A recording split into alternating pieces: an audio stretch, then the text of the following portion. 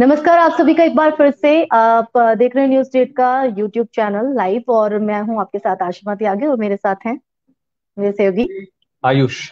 बिल्कुल। और आज हम क्योंकि तीसरे चरण के चुनाव को लेकर तो हमने बात की, लेकिन आज जो हम टॉपिक लेकर आए हैं वो हम उस पर बात करना चाह रहे हैं, क्योंकि चुनावी सरगर्मियां तो तेज हैं, लेकिन इस बीच कई तरह की तस्वीरें भी सामने आ रही हैं, और वो तस्वीरें हैं विवाद की। जब दो पक्ष के आपस में लोग भिड़ते हैं तो कई तरह के सवाल खड़े हो जाते हैं। और आज हम चर्चा आयुष इस पर करेंगे कि आखिर जो बाहुबलियों की एंट्री और उत्तर प्रदेश का चुनाव, अगर बात हो तो बाहुबलियों की बात ना हो तो ये तो कहीं ना कहीं इस बात को डिनाई नहीं किया जा सकता है। तो बिल्कुल। आज हम इसी पर चर्चा करेंगे।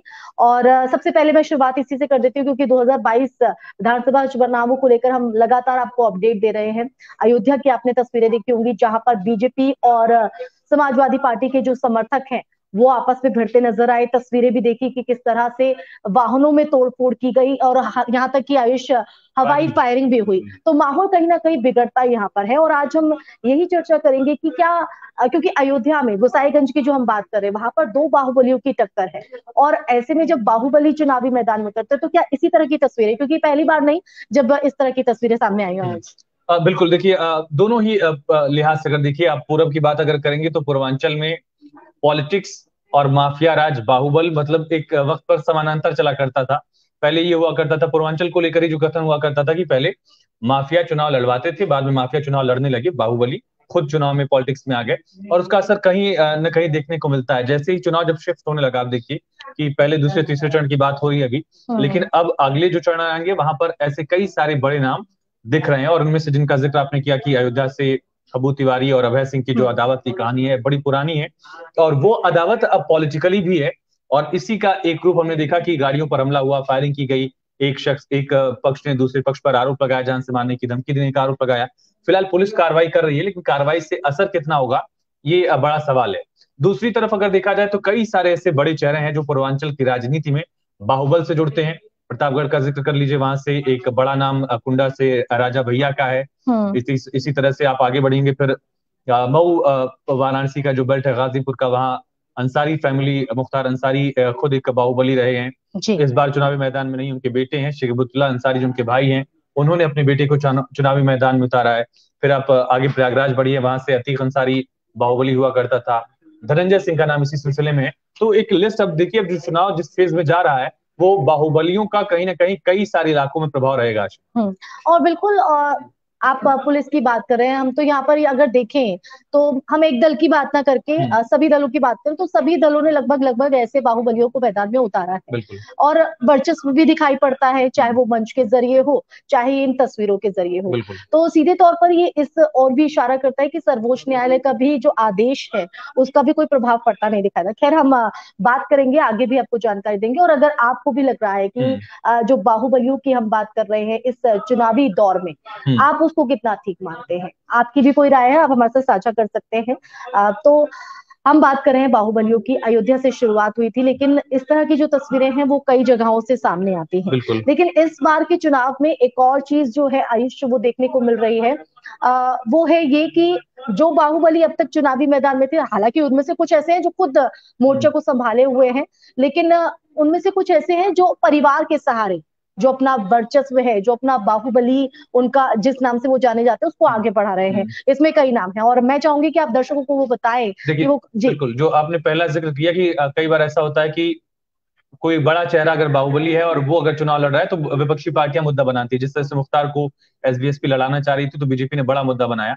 बीजेपी आजम खान का मुद्दा लेकर, मुख्तार अंसारी का नाम लेकर, और साथ साथ अतीक अहमद का नाम लेकर लगातार हमलावर है।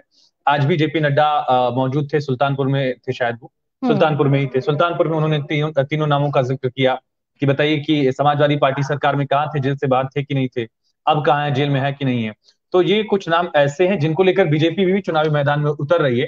तो ऐसे में अगर इन लोगों को टिकट मिलता तो कहीं ना कहीं उस पार्टी के लिए मुश्किल होती। और हुई भी। आजम खान का मुद्दा देखिए कि जो शुरुआती पहले दो चरण थे, वहां पर आजम खान समाजवादी पार्टी के बहुत कद्दावर नेता हुआ करते थे। उनको समाजवादी पार्टी ने उतारा, लेकिन उन पर 80 से ज्यादा मुकदमे दर्ज हैं, जेल में है फिलहाल। उनके बेटे अब्दुल्ला आजम जो है, जो स्वार सीट से विधानसभा चुनाव लड़ रहे हैं, उन पर भी इसी तरह से 40 से ज्यादा केसेस हैं, हालांकि वो जेल से बाहर आ गए। तो बीजेपी इससे माफिया बनाम कानून व्यवस्था बनाने की एक मुद्दा कोशिश कर रही है।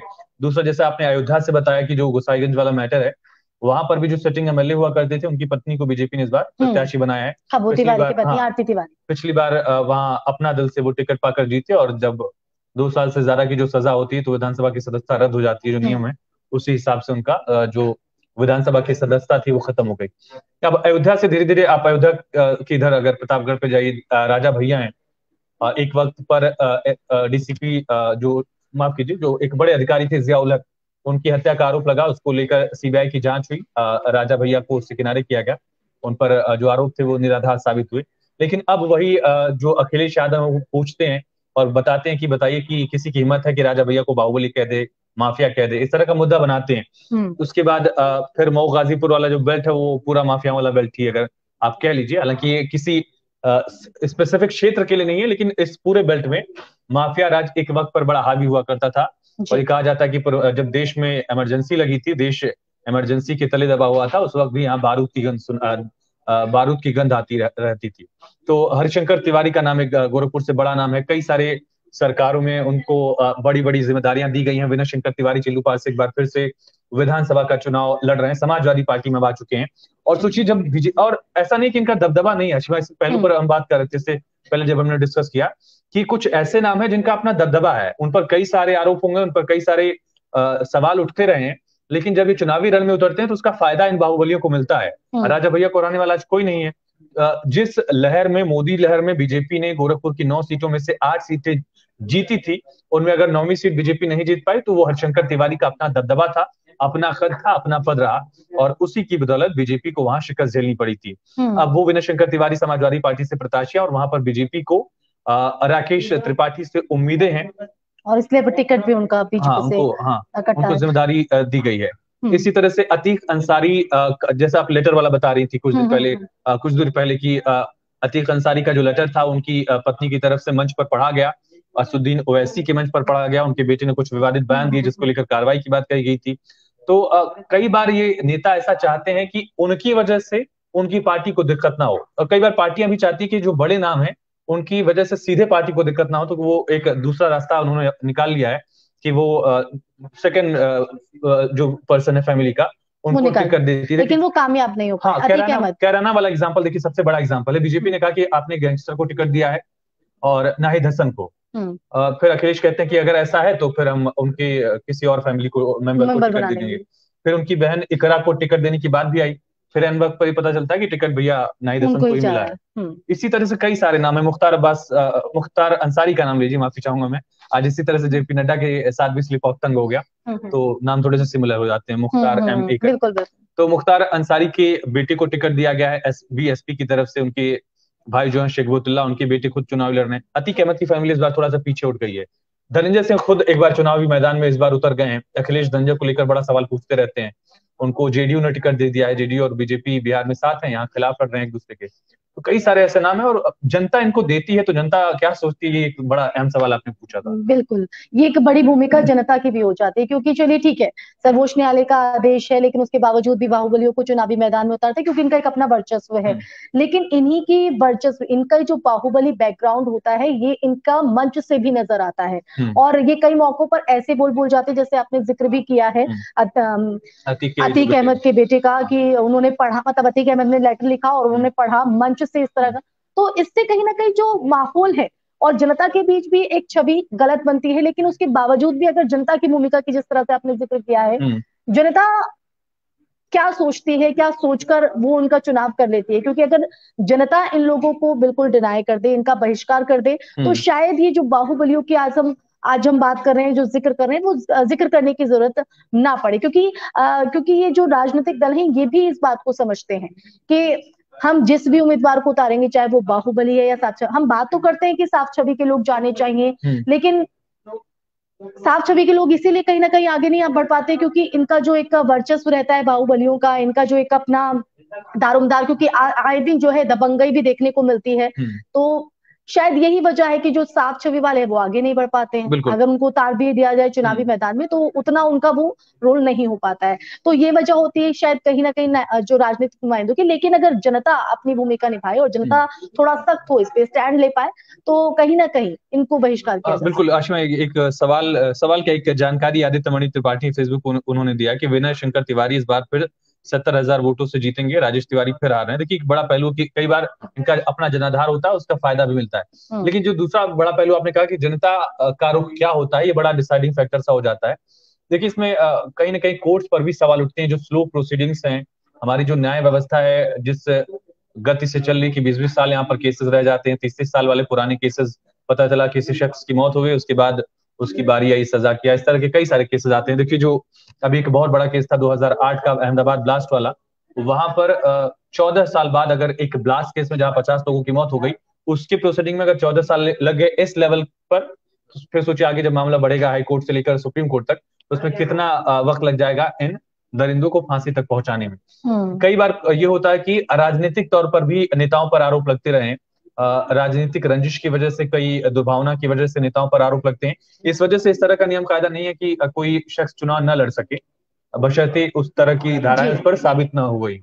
इसी वजह से एमपी एमएलए कोर्ट्स बनाई गई हैं, ताकि जो विधायक हैं, सांसद हैं किसी भी सदन के, उनके खिलाफ अगर इस तरह की कोई धाराएं हैं तो उनका जल्द से जल्द निपटारा किया जाए। लेकिन ऐसा हो नहीं पाता है। आप देखिए कितने सारे जो अभी प्रत्याशी सामने आए हैं, एडीआर जो है एसोसिएशन फॉर डेमोक्रेटिक रिफॉर्म्स, वो हर बार आंकड़ा जारी करती है। इस बार भी जो विधानसभा चुनाव 10 मार्च को नतीजे आएंगे, उसके 2-4 दिन बाद उनकी तरफ से आंकड़ा जारी होगा और बताया जाएगा कि आपकी विधानसभा में, यूपी विधानसभा में कितने माफिया हैं, कितने के खिलाफ कौन कौन सी धाराएं हैं, कितने रेप की धारा में आरोपित है, कितनी हत्या की धारा में है, कितनों के खिलाफ बलवा, दंगा, इस तरह की धाराएं लगी हैं। तो बिल्कुल जनता से भी सवाल है कि आखिर ऐसे लोगों को अगर वरीयता दी जाती है तो उसका कारण बुनियादी क्या है। और लोग भी इस बात को समझे कि अगर वरीयता दी भी जा रही है तो अगर वो चीजों को थोड़ा सा समझे और थोड़ा जागरूक हों तो शायद इस चीज में बदलाव आ सकता है। क्योंकि हर एक इंसान की, हर एक तबके की अपनी एक भूमिका होती है, चाहे वो कानूनी तौर पर हो, चाहे राजनीतिक दलों की तरफ से हो, चाहे वो नुमाइंदे हो या आमजन हो। लेकिन हम आप लोगों से भी ये कहेंगे कि आप लोगों की क्या राय है, आप का क्या कहना है इस पूरे मामले पर जो आज हम बाहुबलियों को लेकर बात कर रहे हैं कि, और खासकर उत्तर प्रदेश के विधानसभा चुनावों में बाहुबलियों का एक जो रौब है वो दिखाई पड़ता है। बावजूद इसके कि जब सर्वोच्च न्यायालय की तरफ से आदेश हो, उसके बावजूद भी चाहे हम कांग्रेस की बात कर लें या बीजेपी की बात कर लें या फिर समाजवादी पार्टी की बात करें, तमाम ऐसे दल हैं जिनकी तरफ से इस तरह से नुमाइंदे उतार दिए जाते हैं, बाहुबलियों को उतार दिया जाता है और उनका फायदा उठाने की कोशिश होती है। लेकिन उनके चलते कहीं ना कहीं माहौल जो है वो बिगड़ता हुआ नजर आता है। और मैं इसमें एक और चीज ऐड करना चाहूंगी, क्योंकि जब पता होता है कि इस तरह से चुनावी मैदान में बाहुबलियां, और जहां पर जैसे अभी हम गोसाईगंज की बात कर रहे थे, शुरुआत जिससे हमने की, वहां पर पहले से ही चीज पता थी कि दो बाहुबलियों की टक्कर है। और इससे पहले 3 दिन पहले भी मैं कहीं पढ़ रही थी तो वहां पर इस बात का भी जिक्र था कि 3 दिन पहले भी इस तरह की चीजें हुई थी। आपसी रंजिश का भी यहाँ पर कुछ बताया जा रहा था। जब पुलिस भी इस चीज से आगाह होती है तो पुलिस को भी अपनी एक जिम्मेदारी, क्योंकि और वो भी ऐसे समय में जब चुनावी माहौल हो, तो उनकी भूमिका क्या हो जाती है इन तमाम चीजों को लेकर कि इस तरह की तस्वीरें। जैसा आपने कहा कि 3 दिन पहले भी अगर इस तरह का विवाद हुआ था तो पुलिस को वहां सतर्क रहना चाहिए था, और पुलिस की जिम्मेदारी है जवाबदेही है। खास तौर पे चुनाव का जिक्र आपने किया कि जब चुनाव होता है वैसे ही इस तरह की घटनाओं का अंदेशा बढ़ा रहता है। तो ऐसे वक्त में पुलिस कितनी सतर्क है? घटना होने के बाद कार्रवाई तो आपको करनी है। पुलिस ये कहकर पल्ला झाड़ लेती है कि कार्रवाई हो रही है, दोषियों पर कार्रवाई करेंगे हम, कोई बख्शा नहीं जाएगा। लेकिन सवाल यह है कि कार्रवाई की नौबत ना आए, इस तरह की घटना ना हो, इसके लिए आपने उससे पहले क्या कोशिश की थी, ये बड़ा सवाल है। और बहुत बुनियादी सा सवाल है आशिमा, क्योंकि ऐसी कई सारी घटनाएं देखने को मिलती हैं, खास करके चुनाव में, जब आपसी अदावत चुनावी रंजिश की बुनियाद पर आगे बढ़कर इस तरह की गंभीर घटनाओं का रूप ले लेती हैं। और अयोध्या का जो जिक्र आपने किया वो अपने आप में बड़ा इस वजह से भी संवेदनशील है। भाई अयोध्या भगवान श्री राम की नगरी है, पहली छवि जो आती है कि हमारे आराध्य भगवान राम का वहां जन्म हुआ, राम मंदिर है, ये सारी चीजें। लेकिन उसी अयोध्या में अगर इस तरह की माफियाओं की बात हो, चुनावी रंजिश में गोलियां चल जाए, हवाई फायरिंग हो, किसी की गाड़ी पर हमला हो जाए, फिर पुलिस कार्रवाई हो, तो इन चीजों से बचने के लिए आखिर पुलिस ने क्या किया था? पुलिस की तरफ से 3 दिन पहले अगर ऐसी घटना होती है, या पहले भी जो पुरानी अदावत है, तो उसको लेकर पुलिस कितनी सतर्क थी? क्या ट्रेसिंग की जा रही थी? क्या कोशिश की जा रही थी? ये बहुत बड़ा सवाल है। और शायद अगर पुलिस सतर्क रहती तो ऐसी घटनाओं से बचा जा सकता है अभी।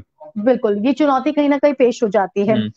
लेकिन इसी के साथ ठीक है, हम ये बात कर रहे हैं, बाहुबली उतार दिए, अब तो वो चुनावी मैदान में है और चुनाव लड़ भी रहे हैं और अपने अपने तरीके से चीजें हो भी रही हैं। बेशक तस्वीरें इस तरह की चीजें आए, लेकिन हम यही कहना चाहेंगे कि चलिए ठीक है, आप बाहुबली भी आपका एक अपना वर्चस्व है, लेकिन माहौल को बनाकर कहीं ना कहीं जब जनता के आप नुमाइंदे बन जाते हैं या एक ओहदा आपको जनता की तरफ से मिलता है, तो उस चीज को कहीं ना कहीं उस मर्यादा को समझना चाहिए। खैर, आगे बढ़ेंगे इससे। अगर हम बाहुबलियों की बात कर रहे हैं तो चुनाव पर अगर देखें तो इस बार के चुनावों में क्या प्रभाव आपको पड़ता नजर आ रहा है? देखिए, कई सारे ऐसे चेहरे हैं जो चुनाव लड़ा करते थे, लेकिन जिस तरह से बीजेपी ने मुद्दा बनाया माफियाओं का, वो एक बड़ा मुद्दा इस वजह से साबित हुआ।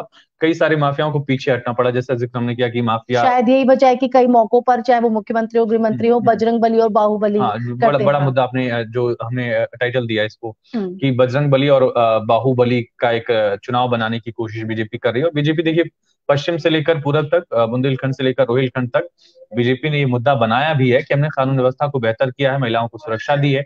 जो अराज चलते घटनाएं हुआ करती थी, उन घटनाओं को बीजेपी ने रोका, ऐसा दावा उनका है। हम्म। हकीकत कितनी है वो आप तय करिए, उस आधार पर वोट करिए। लेकिन एक बड़ा मुद्दा है माफियाओं का, और पूर्वांचल की पॉलिटिक्स में एक वक्त तक ये माना जाता रहा है कि माफियाओं को, बाहुबलियों को आप पॉलिटिक्स से अलग नहीं कर सकते हैं। क्या ये सवाल है कि क्या इस मुद्दे के बाद थोड़ा सा अलग हुए हैं रास्ते? हम्म। मुख्तार को चुनाव नहीं लड़ रहे हैं, की तरफ से कहा जा रहा था कि उनके परिवार का कोई सदस्य लड़ेगा, उनकी तरफ से पीछे पैर कदम कर लिए गए। तो ये बड़ा सवाल उठेगा आशिमा, और वाइंड अप की तरफ हम बढ़ेंगे। बिल्कुल, लेकिन मैं आखिरी में एक विश्लेषण हमारा सामने आ रहा है। मुझे लगता है एक बुलेटिन है, वो बीच में जाएंगे। लेकिन मैं एक चीज यहाँ पर जो पहले 2 चरणों की हम बात करें तो 2 चरणों के चुनाव हो चुके हैं।